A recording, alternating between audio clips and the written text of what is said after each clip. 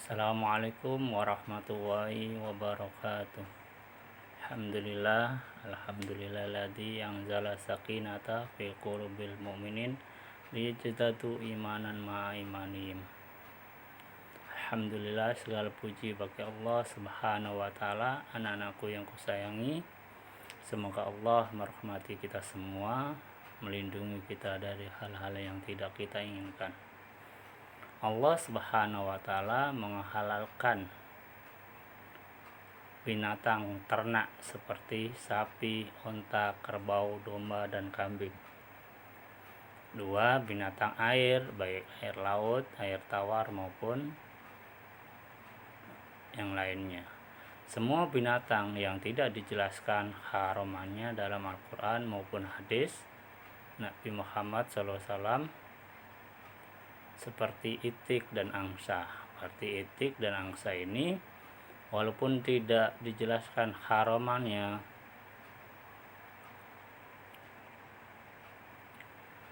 terus yang berikutnya itu cara menyembelih binatang.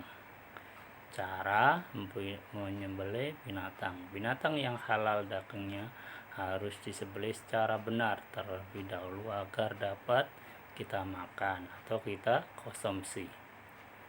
Tata cara atau syarat menyembelih binatang yang diajarkan dalam Islam adalah: yang pertama, orang yang menyembelih harus orang yang beragama Islam, tidak boleh beragama non-muslim. Yang kedua, menyebutkan nama Allah ketika pisau diletakkan di leher binatang yang akan disembelih. Yang ketiga, menggunakan pisau yang tajam, karena dengan pisau tajam itu tidak menyakiti binatang, tidak menyiksa binatang, sehingga leher binatang langsung putus. Yang berikutnya yaitu memutus jalan nafas. Yang kelima, memutus jalan makan. Yang keenam, memutus 2 urat darah bagian kanan dan kiri dari leher binatang yang disembelih. Nabi Muhammad SAW bersabda, "Man anharat damu wa dzukira ismullahi alaihi faqulu." Rawahu Bukhari wa Muslim. Artinya, apa-apa yang dapat mengalirkan darah dan disebutkan nama Allah atasnya, maka makanlah. Halal dimakan, untuk dimakan. Hadis Bukhari dan Muslim. Anjuran menyembelih binatang untuk merebahkan tubuh binatang di sebelah rusuk kiri dan menghadap kiblat. Apabila binatang tersebut memiliki leher panjang, dianjurkan untuk menyembelih pada pangkal leher. Demikian tata cara menyembelih binatang yang diajarkan kepada kita. Apabila kita tidak menyembelih binatang dengan benar, kita diharamkan untuk memakannya, meskipun termasuk dalam kategori binatang yang dihalalkan. Namun binatang yang liar seperti burung, karena tidak mungkin bagi kita untuk menyembelihnya dengan benar, maka cukup bagi kita menggunakan alat yang dapat membuatnya cepat mati. Misalnya, kita dapat menggunakan senapan untuk menangkap dan mendapatkan daging burung yang halal. Selain itu, cara mendapatkan daging binatang yang halal harus dengan cara yang dibenarkan syariat Islam. Apabila daging tersebut didapat secara tidak halal, maka kita dilarang untuk memakannya.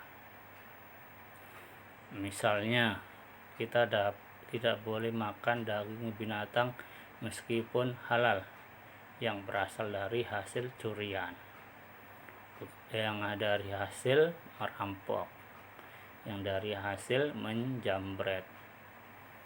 Begitu juga kita tidak boleh memakan daging binatang yang kita tidak tahu pemiliknya.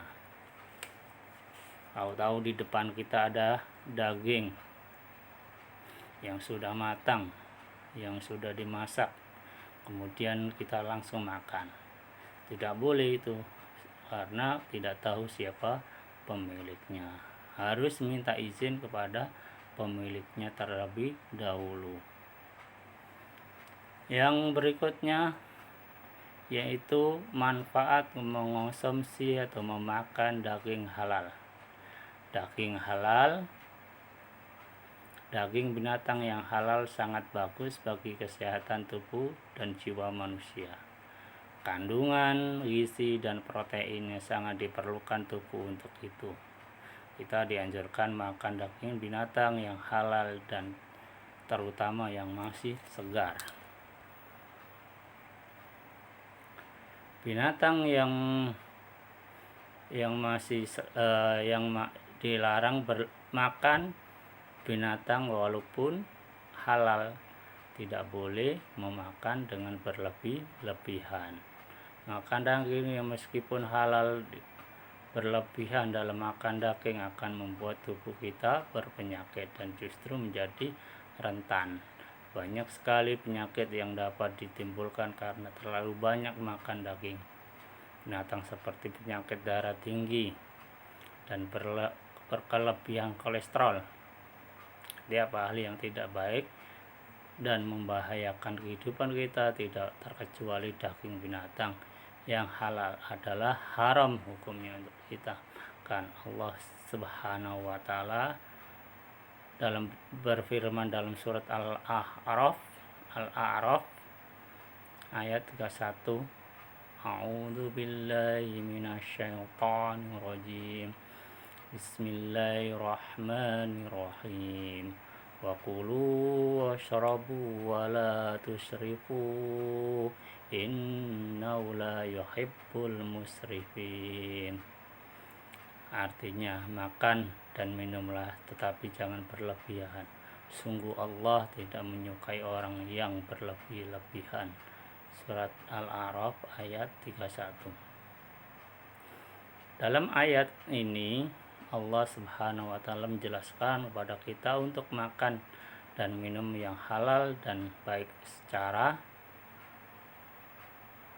melarang kita untuk berlebihan ketika makan dan minum. Untuk itu hendak kita meneladani Nabi Muhammad SAW yang hanya makan ketika lapar dan berhenti makan sebelum merasa kenyang. Karena begitu pentingnya manfaat daging halal bagi kesehatan kita. Hendaknya kita dapat mengonsumsi secara teratur sesuai dengan kemampuan ekonomi kita. Salah satu cara yang cukup mudah agar kita dapat mengonsumsi daging binatang adalah dengan memelihara atau melakukan peternakan sendiri, sekaligus sebagai latihan bagi kita untuk bertanggung jawab terhadap binatang peliharaan. Misalnya kita dapat memelihara kambing atau ayam sendiri. Dengan memelihara binatang, kita sudah mendapatkan hasil dengan kita menjualnya, dan juga kita bisa merasakan karena kita konsumsi sendiri. Bisa kita masak, bisa kita konsumsi sendiri dan juga bisa kita jual. Itu hasil dari memelihara binatang ternak yang halal.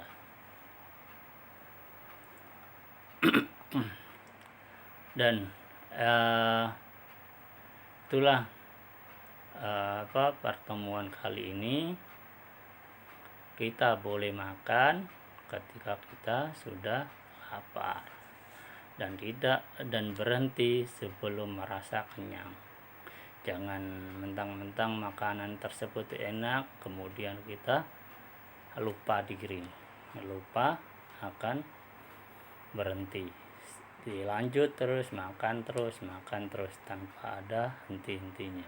Itu tidak boleh, karena yang berlebihan akan mendatangkan hal yang tidak baik bagi tubuh kita, seperti kolesterol, darah tinggi, dan lain-lainnya. Maka dari itu makanlah se, apa, se, se- sedikit saja, secukupnya, karena dalam perut itu harus terbagi menjadi 3. 1 sepertiga makanan, sepertiga lagi air, dan sebagian lagi yang lain udara. Itu harus kita berikan ruang masing-masing sehingga kita akan merasakan manfaatnya. Mungkin itu yang bisa Bapak sampaikan. Semoga video ini dapat memberikan manfaat, terutama pada khususnya bagi diri Pak Anam dan umumnya bagi anak-anakku yang kusayangi. Semoga Allah selalu melindungi kita dari hal-hal yang tidak kita inginkan. Mohon maaf segala kekurangan. Bila ada kebenaran itu datangnya dari Allah Subhanahu wa taala. Bila ada kesalahan itu datangnya dari pribadi pribadi Pak Anam yang banyak salah dan khilaf. Akhirul kalam. Assalamualaikum warahmatullahi wabarakatuh.